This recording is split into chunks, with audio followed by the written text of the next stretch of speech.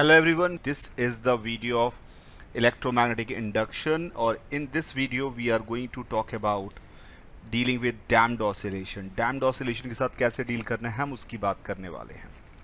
तो damped oscillation की पहले मैं थोड़ी बेसिक बात बता दूं ताकि आपको याद रहे कि क्या चीज़ें इंपॉर्टेंट है। Actually this is a tip to use the points, जो पॉइंट्स हैं जिनसे आपके डैम्प्ड ऑसिलेशन के सवाल कभी गलत ना हो, तो उन टिप्स की हम बात करने वाले हैं।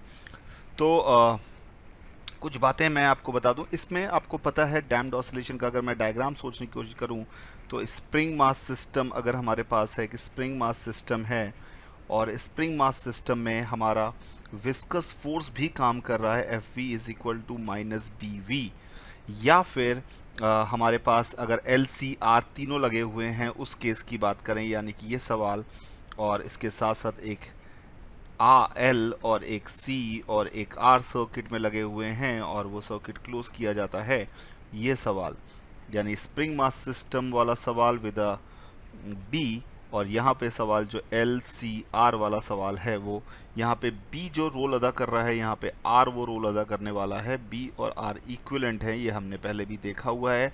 और जो हमारा एम है that is equivalent to inductance L, और जो हमारा के है that is equivalent to 1/c, ये हमें पता होना चाहिए। तो मैं स्प्रिंग मास सिस्टम के हिसाब से बात करता हूँ। तो स्प्रिंग मास सिस्टम में एक बहुत इंपॉर्टेंट नंबर है जो अब डैम्पिंग के सवाल में यूज होगा, दैट इज b/2m।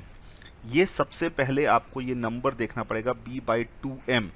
तो b ये क्या है? ये फोर्स, विस्कस फोर्स का कांस्टेंट है, ये इसको डैम्पिंग कोफिशिएंट कहते हैं, इसको गामा से रिप्रेजेंट करते हैं। तो ये b/2m एक पहला नंबर है जो आपके दिमाग में आना चाहिए कि b/2m कितना है। अब on the basis of b/2m we can further move की b/2m के रिस्पेक्ट में हम बात कर सकते हैं। तो b/2m की वैल्यू, और एक है नेचुरल फ्रीक्वेंसी स्प्रिंग मास की जिसको हम √k/m कहते हैं, इनके कंपैरिजन से काम चलेगा। अगर ये लेस देन है b/2m की वैल्यू √k/2m, तभी ये डैम्प्ड ऑसिलेशन करेगा। डैम्प्ड ऑसिलेशन की कंडीशन, ऑसिलेशन की कंडीशन ज़रूरी है कि ये होना। और अगर b/2m की वैल्यू बड़ी या बराबर है √k/m से, in that case it will not oscillate, it will damp but not oscillate. Oscillate नहीं करेगा, ऑसिलेट नहीं करेगा, ऑसिलेट नहीं करेगा, यानी अगर वो डैम्प कर रहा है तो रुकता चला जाएगा, कभी ऑसिलेट नहीं करेगा। तो ये इसको हम अंडर डैम्प्ड भी कहते हैं। नाम सिर्फ एक जस्ट रिवीजन है, वैसे पता होना चाहिए था आपको। और इसको ओवर और क्रिटिकल डैम्प्ड की कंडीशन में आता है, ये दूसरा केस जिसमें b/2m की वैल्यू √k/m से बड़ी या बराबर होती है। तो अजय जो है वो पूरा का पूरा इस केस की ही बात करता है। इस केस में जो हमारा जो पार्टिकल है उसका जो मोशन होता है, अगर मैं बात करूं तो उस पार्टिकल का मोशन अब मैं ड्रॉ करूंगा। मैं ये रेड कलर से ड्रॉ कर रहा हूं। उसका डिस्प्लेसमेंट वर्सेस टाइम ग्राफ अगर हम बात करें तो उसका डिस्प्लेसमेंट वर्सेस टाइम ग्राफ कुछ ऐसा होता है, यानी एम्पलीट्यूड छोटे होते जाते हैं, if you can see that. यानी वो बार बार फाई की वैल्यू प्लस माइनस बदल तो रही है लेकिन वो एम्पलीट्यूड छोटे होते जाते हैं। इसका जो मोशन है वो, उसमें हमें क्या याद रखना है? उसमें हमें याद रखना है कि y की वैल्यू होगी हमारे पास a e⁻ gamma t sine omega D T plus theta. सबसे इंपॉर्टेंट चीज़ है ये पहला पार्ट जिसका नाम है एम्पलीट्यूड। यानी एम्पलीट्यूड अगर हम बात करें, एम्पलीट्यूड समय के साथ ऐसे घटता है, अगर इसका रिजल्ट देखें तो ये बिल्कुल वैसा ही है जैसे हमारा रेडियो एक्टिविटी में हुआ करता था, n = n0 e⁻⁻λt। तो सवाल कई बार ऐसे आते हैं कि एम्पलीट्यूड हाफ कितने समय में हो जाएगा, उसे हाफ लाइफ कहेंगे। तो वो सारे सवाल जो हमारे न्यूक्लियर फिजिक्स में रेडियो एक्टिविटी पे आ सकते थे, वो सारे सवाल यहाँ पर भी आ सकते हैं। तो एम्पलीट्यूड की वैल्यू इतनी होती है। दूसरा ओमेगा डी, यानी जो फ्रीक्वेंसी जिससे ऑसिलेट कर रहा होता है, उसकी वैल्यू होती है √ω0² minus gamma square. Gamma square, ω0² minus gamma square, ये हमें याद होनी चाहिए। Omega naught square minus gamma square इसकी वैल्यू होती है। तो ये हमें याद रखना है कि ओमेगा डी की वैल्यू इतनी होती है और एम्पलीट्यूड इतना होता है।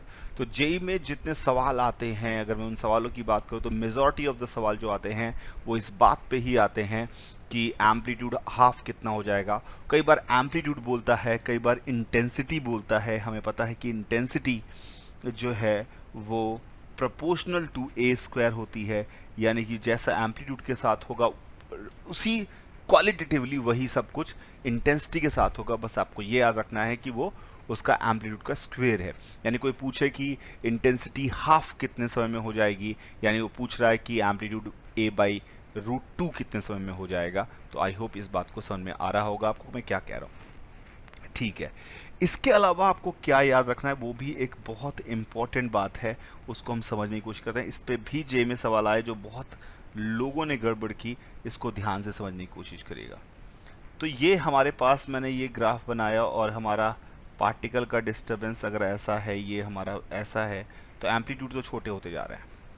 सवाल ये आता है कि जब ये ऑसिलेट कर रहा है, अगर मैं पार्टिकल का ऑसिलेशन देखूं तो पार्टिकल का ऑसिलेशन लेट से इस लाइन पर हो रहा है और हमारा पार्टिकल जो है वो ऑसिलेट करते समय वो ऐसे चल रहा है कि यहाँ से गया, मीन पोजीशन जो उसकी ये है, एक्सट्रीम पोजीशन लगातार बदलती रहेगी, ऐसे आया और वो फिर यहाँ तक गया और वो फिर यहाँ तक आया, फिर वो यहीं से लौट गया, फिर वो यहीं तक गया और वो फिर यहीं से लौट गया और वो फिर यहीं तक गया। इस तरह से ऑसिलेट कर रहा है। तो इसमें एक्सट्रीम पोजीशन लगातार बदलती रहती है, वही एम्पलीट्यूड है। लेकिन सवाल ये जो इम्पोर्टेंट है वो है कि अगर इसको मीन से वापस मीन में आने में कितना समय लगेगा। एम्पलीट्यूड छोटे होते जाते हैं पर मीन से मीन में वापस आने में जो समय लगेगा वो फिक्स्ड है, वो है t/2 यानी कि पाई बाई ओमेगा डी। ये पहली बात, मीन टू मीन। लेकिन mean to extreme is not equal to extreme to mean. ये बहुत इंपॉर्टेंट बात है टाइम के लिए। टाइम मीन टू मीन की अगर बात करें तो वो तो t/2 है, लेकिन मीन टू एक्सट्रीम और एक्सट्रीम टू मीन का टाइम बराबर नहीं है। जब वो मीन से एक्सट्रीम जा रहा होता है तो उसकी स्पीड जो होती है एक्सट्रीम से मीन आने में हर मूवमेंट पे उसकी स्पीड कम हो गई होती है, क्योंकि वो डैम्पिंग हो रही है, वो स्लो हो रहा है। इसका मतलब है मीन टू एक्सट्रीम जाते समय उसकी ऑन एन एवरेज स्पीड ज़्यादा रही होगी एक्सट्रीम से मीन आने में। इसीलिए मीन टू एक्सट्रीम का समय जो होता है वो लेस देन t/4 होता है और एक्सट्रीम से मीन का जो समय होता है वो ग्रेटर देन t/4 होता है।